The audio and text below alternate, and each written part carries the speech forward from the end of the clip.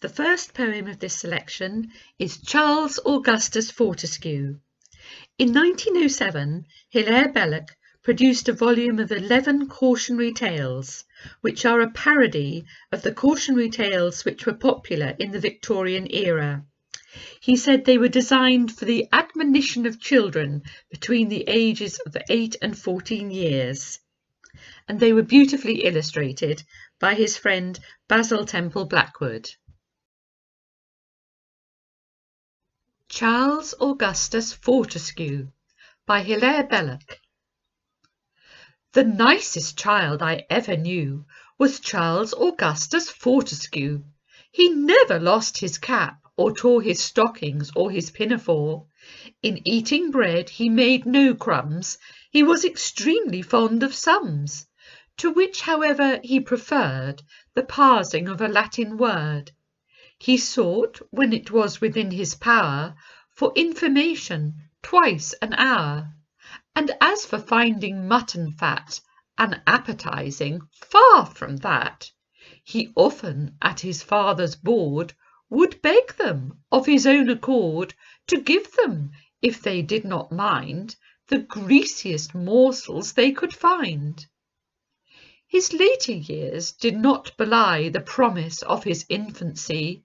In public life he always tried to take a judgment broad and wide. In private, none was more than he, renowned for quiet courtesy. He rose at once in his career, and long before his 40th year had wedded Fifi, only child of Bunyan, first Lord Aberfield. He thus became immensely rich, and built the splendid mansion which is called the Cedars, Muswell Hill, where he resides in affluence still, to show what everybody might become by simply doing right.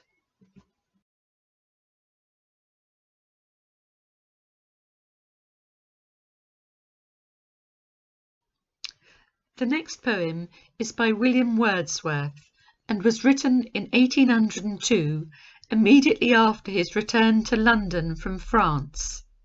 He was struck by the vanity and parade in London, as contrasted with the quiet and desolation that the Revolution had produced in France.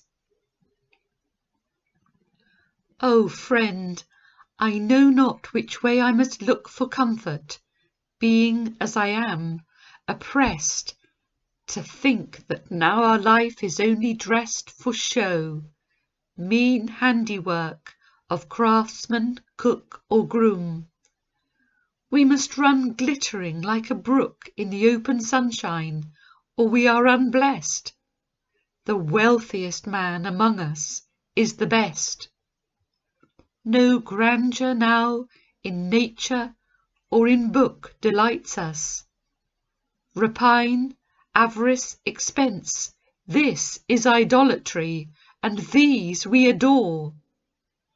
Plain living and high thinking are no more.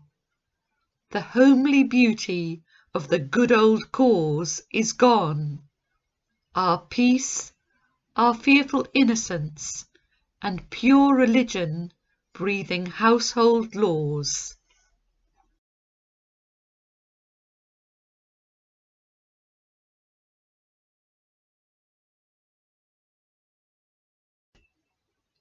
William Cowper was one of the most popular English poets of his time, and he also wrote many hymns. He wrote about everyday life and evoked typical scenes of the English countryside. Here he laments the loss of the poplar trees. The Poplar Field by William Cowper. The poplars are felled. Farewell to the shade and the whispering sound of the cool colonnade. The winds play no longer and sing in the leaves, nor ooze on his bosom their image receives. 12 years had elapsed since I last took a view of my favourite field and the bank where they grew, and now in the grass, behold they are laid, and the tree is my seat that once lent me shade. The blackbird has fled to another retreat, where the hazels afford him a screen from the heat, and the scene where his melody charmed me before resounds with his sweet flowing ditty no more. My fugitive years are all hasting away, and I must ere long lie as lowly as they, with a turf on my breast and a stone at my head, ere another such grove shall arise in its stead. 'Tis a sight to engage me, if anything can, to muse on the perishing pleasures of man. Though his life be a dream, his enjoyments I see have a being less durable even than he.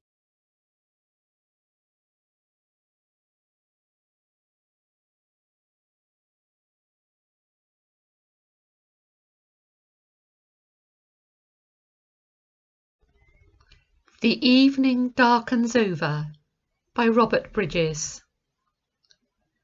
The evening darkens over, after a day so bright. The wind-capped waves discover that wild will be the night. There's sound of distant thunder. The latest sea-birds hover along the cliff's sheer height, as in the memory wander last flutterings of delight. White wings lost on the white.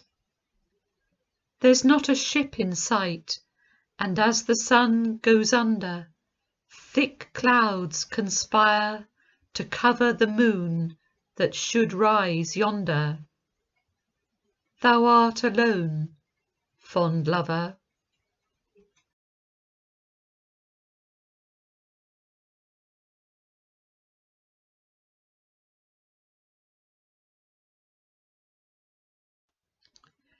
This is a poem by Rabindranath Tagore, who was a Bengali poet, writer, music composer and painter. In 1913, he was the first non-European to win the Nobel Prize for Literature. Face to Face. Day after day, O Lord of my life, shall I stand before thee, face to face.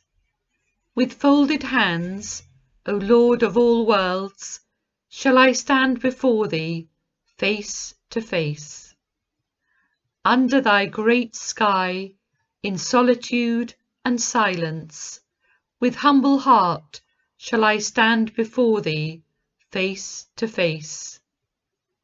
In this laborious world of thine, tumultuous with toil and with struggle, among hurrying crowds, shall I stand before thee, face to face. And when my work shall be done in this world, O King of Kings, alone and speechless shall I stand before thee, face to face.